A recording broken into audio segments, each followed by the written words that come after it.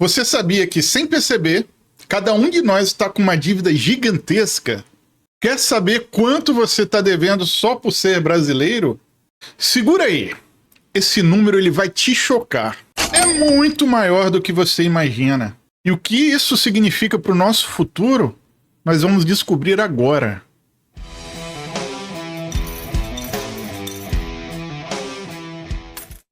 Fala pessoal, aqui é o Gil, estudante de macroeconomia e especialista em finanças. Hoje eu vou te mostrar algo que pode mudar sua maneira de ver como você encara seu dinheiro. Neste exato momento, você está devendo mais de 33 mil reais. E não, eu não estou falando do seu cartão de crédito nem qualquer outro tipo de financiamento. Eu estou falando de uma dívida que todo brasileiro tem e que tem que pagar e que nem sabe que existe. Muitos nem imaginam que estão devendo tanto assim. E essa dívida, ela está impactando nas suas despesas, quer queira você ou não. Você deve estar intrigado, mas eu vou te mostrar como essa dívida pode impactar na sua vida. No final desse vídeo eu vou te mostrar aonde você consegue essas informações e uma planilha com um gráfico que eu fiz que vai te mostrar algo muito alarmante. Então, pessoal, como é que eu descobri isso? Eu descobri isso perguntando ao ChatGPT, né? Tem muito se falado aí sobre inteligência artificial. Eu, por curiosidade, abri o ChatGPT e fiz algumas perguntas sobre o Brasil. E eu vou explicar aqui para vocês. Então, a gente vai acessar aqui o ChatGPT. Eu estou aqui com uma aba anônima, né? Eu vou digitar aqui ChatGPT. E eu tenho aqui o ChatGPT OpenAI. Vou clicar nele e vou clicar aqui em iniciar agora. Bom, então esse aqui é o ChatGPT. Eu não fiz login, não fiz nada, né? Eu fiz simplesmente uma pergunta para ele, que foi o seguinte. Eu perguntei a ele qual é a dívida atual do Brasil. E ele me respondeu aqui que a dívida do Brasil, né, a dívida pública do Brasil em 2023 e a dívida bruta do governo federal gerava aí em torno de 80% do PIB. Mas os números exatos e atualizados é recomendável consultar fontes oficiais do Tesouro Nacional ou Banco Central. Elas divulgam relatórios periódicos com informações detalhadas sobre a situação do país. Se precisar de análise de contexto, vou ser mais específico, é só avisar. Então, o que eu fiz? Eu fui em busca de fontes oficiais. Bom, então, seguindo a recomendação dele aqui, eu vou fazer o seguinte. Eu vou aqui e eu vou pesquisar a dívida pública federal no Google. Dívida pública federal fechou o mês de julho em 7,67 trilhões. Deixa eu ver aqui se é algo... Dívida pública federal em 6 trilhões. Vou clicar nesse do governo aqui. Tem aqui, ó. Dívida pública federal encerra julho em 7,139 trilhões. Então, ó, eu vou pegar essa informação aqui do governo mesmo, né? Vou falar assim, achei. E vou colar aqui, ó. A dívida pública federal encerra julho de 2024 em 7 trilhões aí, né? Mais de 7 trilhões. Aí ele fala aqui, ó. Sim, a dívida federal alcançou 7,139 trilhões em julho de 2024. É um dano significativo. Isso reflete a situação atual do país e pode ter implicações nas políticas econômicas e sociais. Né? Se você tiver interesse em entender mais sobre essa dívida composta e seus efeitos na economia, é só me avisar. Mas calma lá. Agora, o que eu vou fazer? Eu quero saber qual que é a população do Brasil. Qual é a população atual do Brasil? Aí ele fala, ó, a população do Brasil em 2024 estimada em cerca de 215 milhões de habitantes para dados mais precisos e atualizados. O IBGE, né, é a melhor fonte. Se precisar de mais informações, então, população. Então, podemos vir aqui na guia, né, anônima, e perguntar: população do Brasil 2024. A 212 milhões de habitantes, né? Então, ele falou aqui 215, 212 milhões de habitantes, certo? Então, eu vou falar para o ChatGPT fazer uma coisa aqui.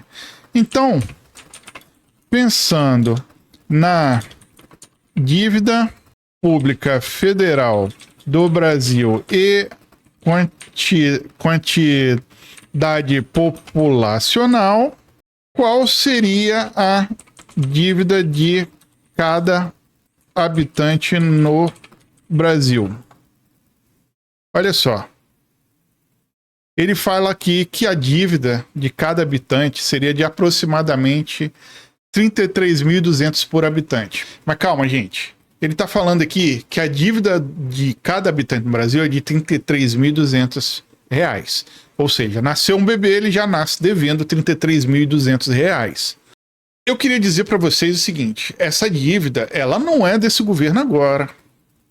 Ela veio se acumulando em governos passados. Então, decisões de governos passados, né, vieram acumulando essas dívidas e tende, pelo que a gente pode acompanhar, ir piorando cada vez mais, tá? Então, não é dizer que esse governo específico é o culpado, mas também não tem contribuído muito com os gastos, né? E governos passados também vieram acumulando dívidas. E acumular dívidas é normal, né? A gente acumula dívidas no decorrer da nossa vida. O que eu estou querendo mostrar com esse vídeo aqui é para a gente ter a atenção de acompanhar isso e entender onde é que isso impacta a gente. Então eu vou mostrar uma outra parte agora do vídeo, que é aonde isso pode impactar a gente, ok? Então, pessoal, eu fiz a pergunta aqui, ó. Pode fornecer mais detalhes e dizer de forma simples onde essa dívida impacta em nossas vidas? E ele respondeu: claro, a dívida pública impacta em nossas vidas de várias maneiras. Então, olha só que coisa incrível, gente. Impostos. Para pagar a dívida, o governo pode aumentar impostos, a gente vê isso. Serviços públicos, como a parte do orçamento sendo direcionada para pagar dívidas, pode haver menos investimento em saúde, educação e infraestrutura, a gente também tem visto isso. Taxa de juros, né? O nível elevado da dívida pode aumentar a taxa de juros para atrair mais investidores, e isso encarece empréstimos e financiamentos para pessoas e empresas. Então a gente também tem visto isso acontecer, tá? Corte de gastos, não do governo, né? O corte de gastos de coisas que a gente poderia ser beneficiado, né? Para controlar a dívida, o governo precisa fazer cortes em programas sociais, tá vendo aí? E que pode afetar diretamente pessoas que dependem desses serviços, mas o corte deles eles não fazem. Crescimento econômico, a dívida pode limitar a capacidade do governo de investir em projetos que gerariam emprego, né? E crescimento econômico. Então, pessoal, de forma muito simples eu quis mostrar para vocês aqui o tamanho da dívida do Brasil, quanto que cada brasileiro teria que pagar se fosse pagar, né, individualmente, isso seria R$33.200, e aonde que isso impacta em nossas vidas. Eu mostro aí onde que impacta, eu falo onde é que impacta, e o dia a dia mostra onde é que está impactando, que a gente vê as notícias aí, onde é que estão impactando as coisas, certo? Bom, uma outra parte aqui que eu quero mostrar para vocês é uma parte mais técnica, onde é que eu consigo todas essas informações. Então vamos lá. Voltando aqui no navegador, aonde a gente consegue essas informações é aqui, ó. A gente está até aberto aqui, mas eu vou colocar aqui, ó. tesouro-transparente.gov.br, tá? É aqui que a gente consegue todas essas informações. Vou concordar aqui. E o que que eu vou procurar aqui? Eu vou procurar o seguinte. Eu vou procurar aqui estatísticas fiscais do governo geral. Então, o resultado da busca aqui veio o seguinte, ó, estatísticas fiscais do governo geral, essa aqui, ó. Deixa eu ver, é uma ou outra. Vou clicar nesse aqui e vou clicar nesse aqui para abrir. Eu estou procurando uma planilha. Publicações Tá aqui. Essa planilha aqui, ó, que eu tô procurando. Então, só para recapitular aqui, eu vim aqui nessa estatísticas gerais do governo geral, abrir aqui, eu vou abrir aqui mesmo nessa aba para vocês acompanharem, e eu vou vir aqui em publicações, ó. Publicações, eu venho aqui estatísticas fiscais do governo geral. E aqui eu tenho aqui, ó, de 2024, eu tenho aqui o download, é um Excel, tá? Vou fazer o download desse Excel. Salvar aqui em download. Então, pessoal, eu tô aqui com essa planilha do Excel. Então, eu vou pegar aqui, ó, a anual e não do trimestre, ok? Eu vou aqui na 2.2, deixa eu ver se é esse, 2.2, 2023, deixa eu ver a 3.2 aqui. Aqui até 2023 mesmo. Então, 2.2, aqui é de 2023. E aqui, o que essa daqui ela nos fala, né? Ela fala de tudo que o governo arrecada, ok? Então, basicamente aqui são impostos, né? Que o governo arrecada e alguns outros detalhes. Eu vou entrar mais a fundo nesses dados aqui. Voltando aqui no índice, ele tem as despesas também, a 2.3, ó. Então aqui estão os gastos do governo, também os principais gastos detalhados em planilha. Então até o governo ele faz aí uma receita e despesas, né? Isso é interessante. Então aqui eu tenho a demonstrativo de operações do governo, série histórica, valores correntes. Então é a 3.1. Vou aqui na 3.1, ó. Eu tenho impostos, né, receitas e tudo mais bem consolidado, né, mais consolidado, e as despesas aqui, e aqui eu tenho a capacidade de investimento, ó, cada vez menos, né, aqui a gente tem meio que a consolidação. Bom, então com essa planilha aqui, eu fiz uma outra planilha melhor consolidada, mas depois vocês podem conferir nessa planilha oficial, tá? Eu peguei e salvei esses dados em uma outra planilha minha aqui com gráfico para a gente ver melhor esses dados. Então eu vou passar o link, tá aqui na descrição, mas aí a gente vai acessar essa planilha que eu fiz baseado nesses valores que estão na planilha oficial, só para a gente ver melhor como é que estão essas informações e mais vocês vão poder fazer o mesmo aí na casa de vocês, se assim desejarem. Então vamos para minha planilha agora. Então vou entrar aqui na minha planilha, já deixei o link aí para vocês. Eu tenho aqui basicamente o seguinte: receitas, olha só que interessante. O que eu fiz aqui? Eu peguei as receitas apenas de 2023 para olhar aqui o seguinte. Olha como a gente consegue, o governo recebe de impostos, né? Mais de 40% são impostos. Os outros são contribuições sociais, aí tem outras receitas, né? E mais impostos.